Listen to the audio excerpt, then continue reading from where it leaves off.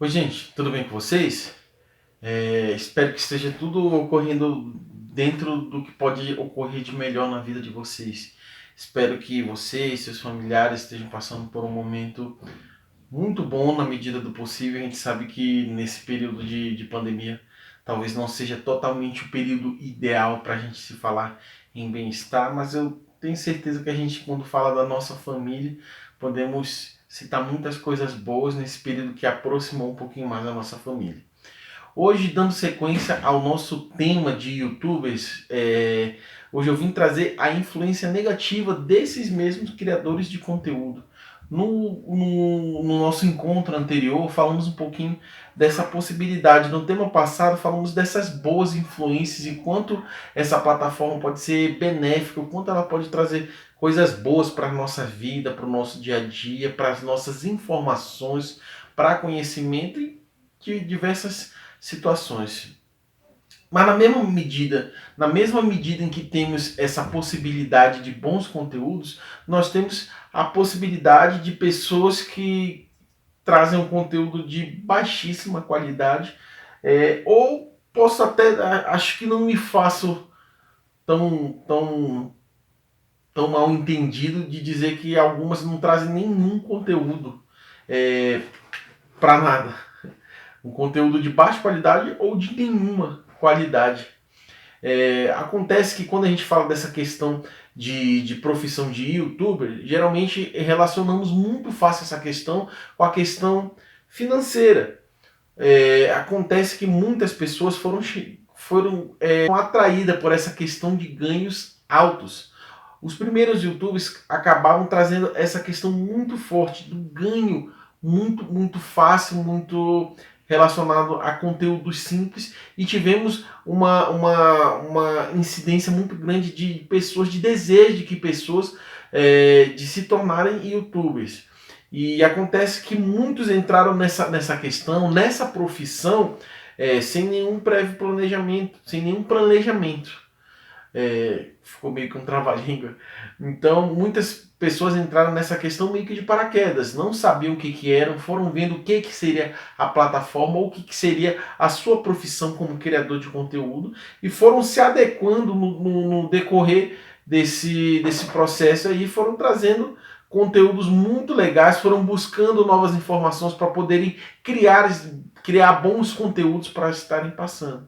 Acontece também que a gente tem o outro extremo, outras pessoas que acabaram, digamos, não fazendo isso. Entraram sem planejamento, continuaram sem planejamento. E tem conteúdos que eu não sei se a gente pode nem ligar eles ao entretenimento. Simplesmente um conteúdo que só é para passar um tempo.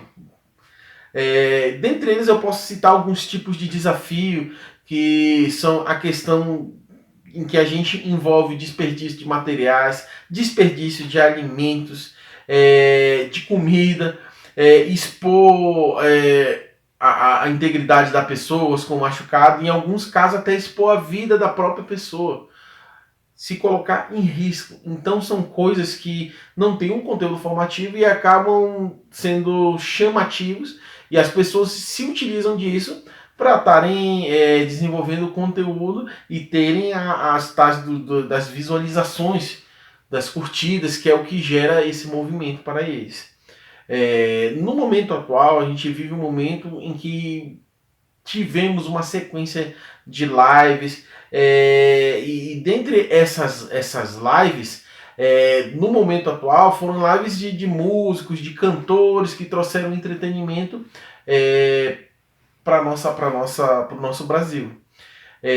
Mas ainda falando de lives, quando começou essa questão de live, nós temos muitas pessoas que fazem vídeo desse tipo, e é um vídeo que está expressando ao vivo. Ou seja, você não tem um tempo de se preparar, você não tem um tempo de editar, de cortar ou de refazer o que você fez. O que você fez está disponível, e não vai ser editado para estar sendo repassado. Aconteceu ao vivo, as pessoas vão verificar isso ao vivo. E nessa questão dessas lives, tivemos muito problema com pessoas com palavras de baixo calão que acabaram deixando escapar, com provocação ao conflito, à violência, apologia às drogas e até o racismo sendo expressado em pessoas que, digamos, talvez não faria em outra ocasião, acabou, digamos, escapando. E o que acontece é que essas pessoas acabam trazendo essa retratação como uma má interpretação. Me interpretaram errado, não foi dessa forma, né? Ou não quis falar isso. A gente não está aqui para tentar julgar essas situações ou para tentar dar um parecer de quem que está certo, quem está errado, porque não nos importa essa questão. Nós acreditamos que vocês têm a capacidade de olhar e também analisar um pouquinho essa questão do que é o certo, do que é o errado. Quando a gente fala de criança, a gente fala da formação, principalmente as crianças menores, da formação de valores, de entender o que é certo ou errado, de formar o que é certo ou errado.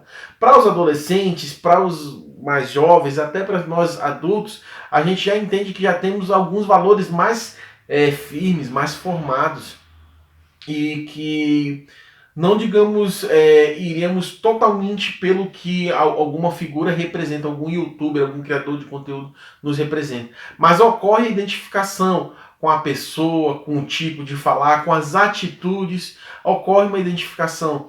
E é muito possível que ao nos identificarmos, passamos a seguir mais esse criador de conteúdo, algumas atitudes a gente acabe, digamos, agregando. Porque é normal, nós seres humanos, na convivência, acabamos agregando um pouquinho de cada um, e isso é natural.